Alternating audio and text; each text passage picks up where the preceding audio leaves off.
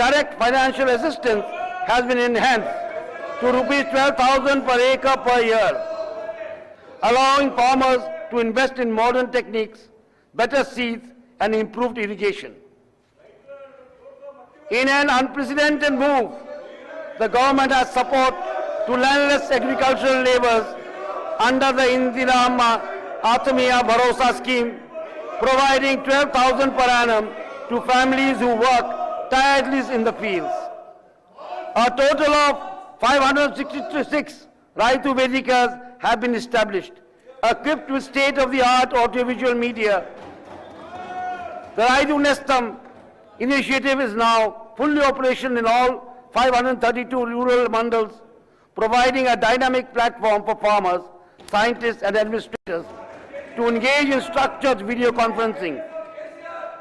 This initiative facilitates seamless knowledge sharing, fosters collaboration and significantly contributes to agricultural advancement and rural empowerment.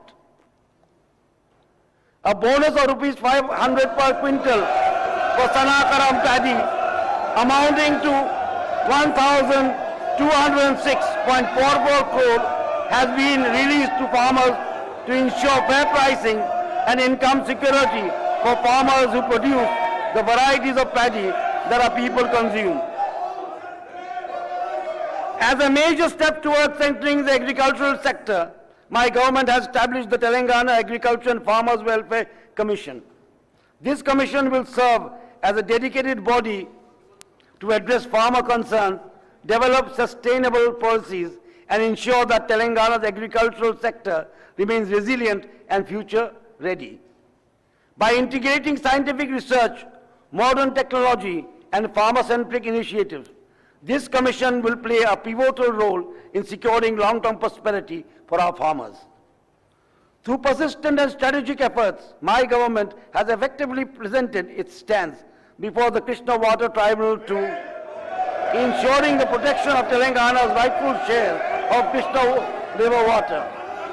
My government's decisive action underscores our commitment to safeguarding the state's interest and securing its water resources for future generations.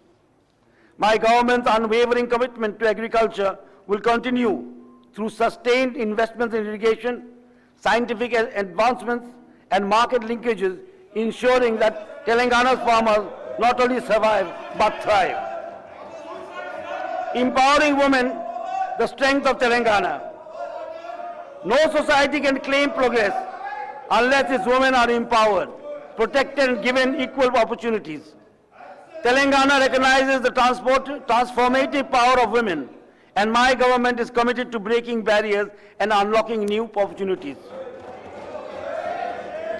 The Mahalakshmi scheme has been a game changer, providing 149.63 crore free bus trips for women, saving them 5,005.95 crore in travel costs. This initiative is not just about mobility. It is about freedom, dignity, and financial empowerment. Through the recently approved Indira Mahila Shakti Mission policy, the government is creating 1 crore women entrepreneurs with 1 lakh crore financial assistance target. Women-led self-help groups, SSGs, have been entrusted with managing Mahila Shakti canteens, school uniform production, and skill training programs. Additionally, my government is implementing measures like the Gruha Jyoti scheme, providing free electricity for families, consuming up to 200 units, benefiting 50 lakh poor families. Further, government has subsidized LPG cylinders with rupees 500, benefiting 43 lakh families, and 433.2 crore subsidy has been given under the scheme to ease the financial burden of poor households. In a landmark initiative, Telangana has allocated 1,000 megawatt solar power project exclusively for women-led SSGs, making them key players in the renewable energy sector. Women are not just beneficiaries of development, they are the drivers of progress. Telangana is leading by example ensuring that every woman has access to education, employment, financial security,